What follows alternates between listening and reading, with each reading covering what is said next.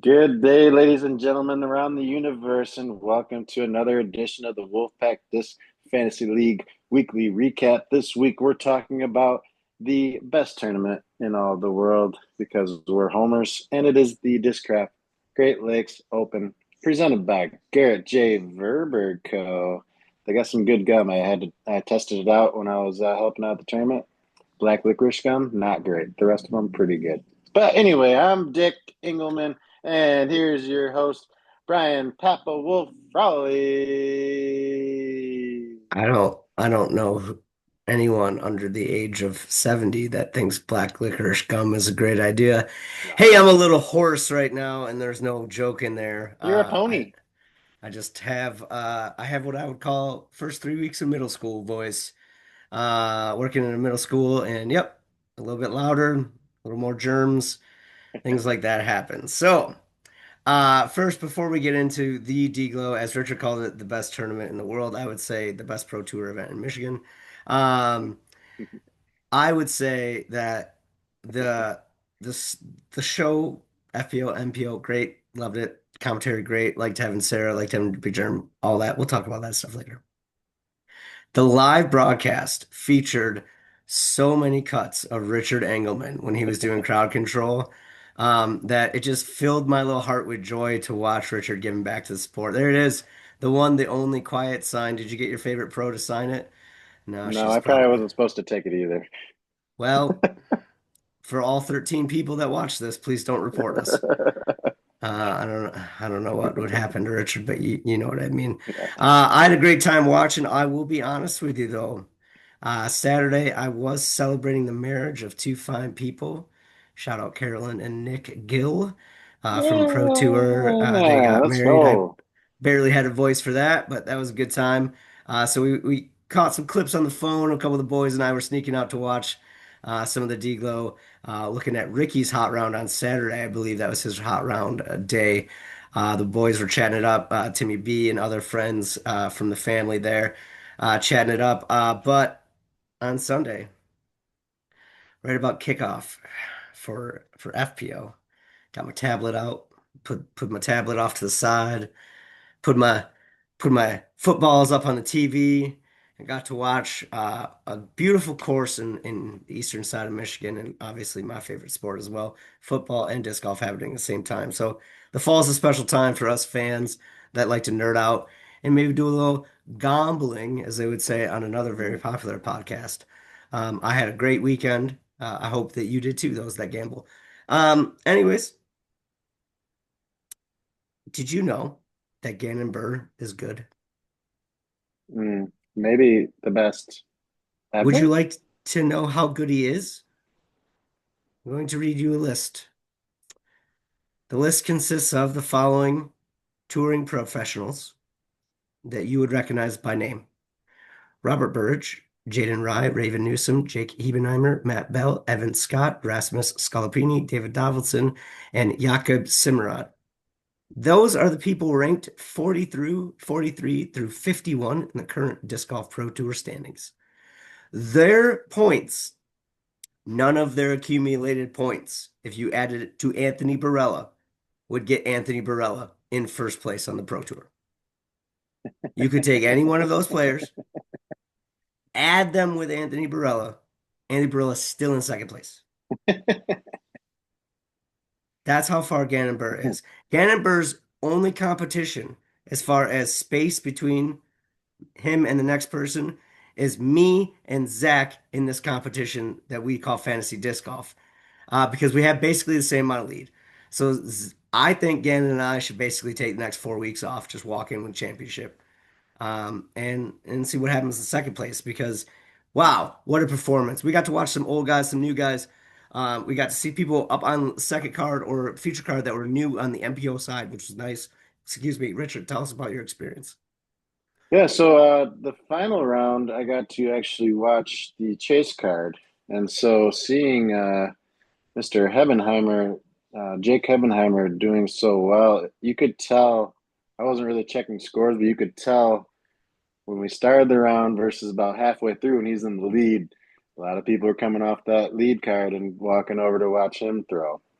So that was really cool. It was like there's only three of us doing crowd control on the second card, and like we needed more at some points because it's like, all right, and but got to watch the ladies lead card going on there. That was a good little run as well, and the opening day on Thursday was the other day I worked, and that was just a jam-packed lead card or featured card the first day for the men and the women.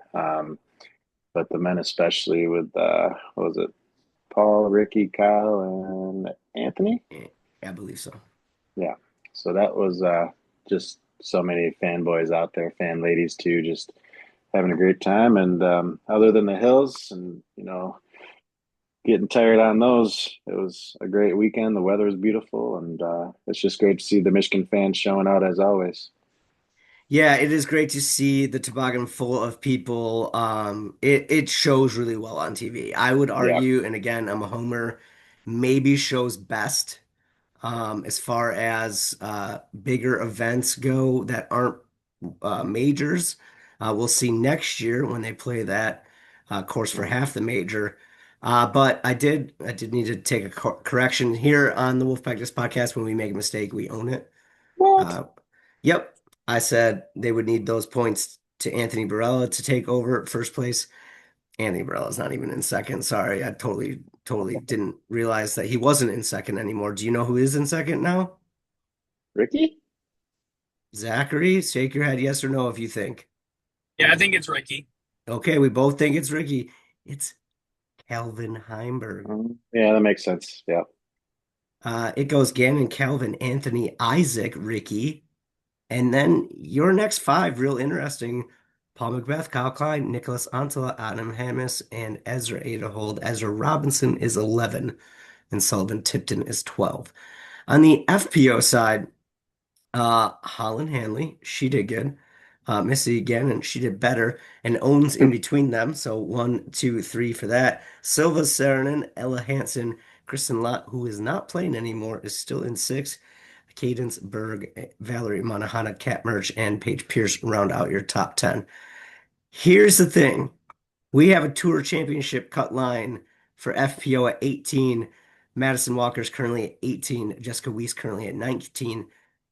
But we know one of those players isn't going. We know that Kristen's not going to go anymore. That's at least what we're reading, we're speculating. So that cut line is really 19 now. So Jessica Weiss would be getting in. Obvious the rules change if anyone wins a Pro Tour event in the next that isn't in the top 18. I think real fans know how the whole thing works. Richard doesn't, but that's okay. No idea. Yep. Zach and I are super nerds, so don't worry about. Zach and I made eye contact, and he's driving in Virginia, and I'm in a basement in like Michigan, I believe is the state. And yeah, so hope it's not illegal to do what you're doing in Virginia or whatever state you're in. He's in the But passenger seat. The camera's inverted. It's oh, West Virginia. Who knows what the laws are out here? Like anything goes. West Virginia. Yeah. Mama, take me home. take me home. I did enjoy the commentary. Let's circle back to that. We had Big Germ in the MPO side, Sarah Holcomb on the FPO side. Big Germ spent the weekend prior up in Ludington at the Michigan State Amateur Disc Golf Championships. All 691 people, I think, visited his booth at the Fly Mart that played that event. He was a very popular man, obviously. So it was great to see him kind of like almost giving back to the sport. Also, like, is he cutting kind of the cloth for his future? Because I like him on the commentary. I know that I need to be a little bit more critical of who I like because I think I like most of them. So it's kind of just a crapshoot on which chemistry works better. But Richard, you didn't get to listen much because you were on the course, but did you hear anyone's opinion? Do you have any thoughts on Big Germ or Sarah being in the booth? And then we'll go to Zach eventually. So I did watch Friday and Saturday because I wasn't at the tournament, and I did think they did a great job. I think Sarah is up there as far as my favorites. I think um, Germ is up there too, but nobody's going to beat Philo on the men's side for me as like the color guy. Um, they but overall, they're both still playing on the tour, so they still know all the players, and they have some backstories with those people, and they can, definitely give a little bit more of an insight than maybe some retired players that aren't out on the tour so much. So either way, they both have good cadence with the different announcers, and happy to see them on there. I'd Way to rather see give them a playing really though. thorough. Oh, see, you left the nugget at the end. You Yeah. had the most blah response you've had the entire year that we've been doing this, and then the final 2 seconds is what we wanted to hear. Yeah, we'd rather see him on the course. I hear that, brother. I hear that. Zachary, talk to us. Jeremy Colling's been, in my opinion, the voice of disc golf for the last 10 years or half of it, right? No disrespect to Paul Ulibarri, but him and Nate Sexton kind of push the envelope of what the voice of disc golf should sound like in many ways. And so to me, I respect Jeremy coming in the door because of what he's contributed. And I think he does a good job on the analytics side as well. He looks to look at the stats. He looks to make meanings out of that. He, in his own way, is a nerd in some ways. I think I'm a fanboy of Nate Sexton. So if I had to pick between which half I wanted, I'd rather have Nate. But I think I agree with you. I think he's looking for the future right now and seeing opportunities where he can really stay within the sport once he looks to walk away from the competitive side. And I think this is a great fit for him. He has a great analytic mind within the sport. He's competed at the high level. He's won some big events in his own career. I think he's a great voice that will be consistent for another 10, 15 years. And he's a good person to get some tutelage, I think, from other people perspective wise, how to do it as well. And he could really start ushering in kind of a standard. I think Sarah does a good job. I don't think we've ever had an FPO or a woman commentator ever really claim kind of the voice of disc golf for women.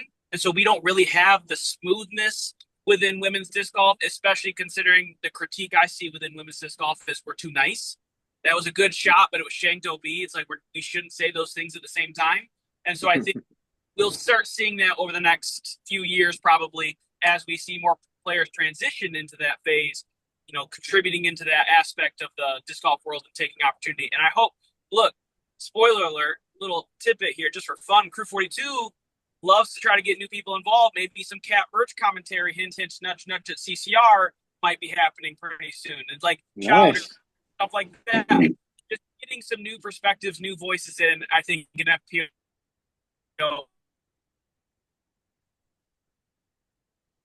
Well, take me home, West Virginia. You blacked out there a little bit at the end, but so did I the one time I was at West Virginia. So what are you gonna do? Yeah. Let's move on past the commentators. It was fun. Your comment, Germ is the voice of disc golf. That's such a post live comment because I'm like an all live guy, so I hear Terry every time I hear. But anyways, we're gonna move on past that. So on the FPO side, Zach sends me a message midway through Sunday and literally asks, like, when do we have to stop calling her Big Money Missy, and when do we just be like, she's good? Like, I think we need to go beyond Big Money Missy. That Missy. Well, I'm sorry, you screamed. What would you say? Rushmore Missy. Can we change the name? Yeah, like, is she in the top four now? It's hard for me to argue that she is because she doesn't have multiple world championships. That being said, she makes a lot of money and she might be the most consistent player over the last 3 years. And I would argue that the last 3 years have been the biggest boom and most stressful time to be on tour. There's the most eyes are on our sport. I would say that in the big moments, she shines bright like a diamond. So if there isn't space for her because of the lack of worlds, she is a close fifth. Richard, quiet. Zach. She's never been the best player in the world. How you putting on Rushmore? Has she ever been the best player in the world? Sorry. Nope. What? Has she? Do you understand how asinine that perspective of I have to put them on the Rushmore because they have to be the best player in their era? Yes. Okay, then Ricky is never allowed to be in the conversation. He's been number one. At one point, allowed to be in the conversation of being one of the best players of all time because he was never better than Paul is the most ridiculous thing I've ever heard of. Because Has Ricky never been number one? 9% of the people who played when Ken Klima was around. Like, Ken Klima was automatically vetoed every pro prior to 1991, and Paul McBeth is vetoed every pros after that point. Like, that's ridiculous to make that claim. You are allowed to be on the Rushmore for your accomplishments and still not have world championship and never be number one because you're one of the best of all time, not the best. This isn't a GOAT. This is a tier list. Does she belong in the top four? I think that we are ridiculous if we don't consider it. That's crazy. Put your quiet sign away. If you've never been the best player in the world, how are you going to be the top four ever? Because it's not a GOAT debate. This isn't GOAT. It's a top four. That's crazy. It makes no sense. I disagree. I don't know if she's ever been top two. Pretty sure she hasn't been rated the top two ever, like in any year. Yes, she's made money. She's won big tournaments, but she's never been a top two rated player. I would like to ask a quick intervening question. Richard, just so we, as a viewing audience of this conversation between you and Zac, have some background. Your top four currently FPO all time would be? You gotta go with Paige, Katrina, Kristen, and somebody that's from the old days. I don't know. Juliana. Okay. Juliana, Elaine. So that's your three. Okay. Four. All right. What if I told you that Missy has more Elite Series wins than three of those players?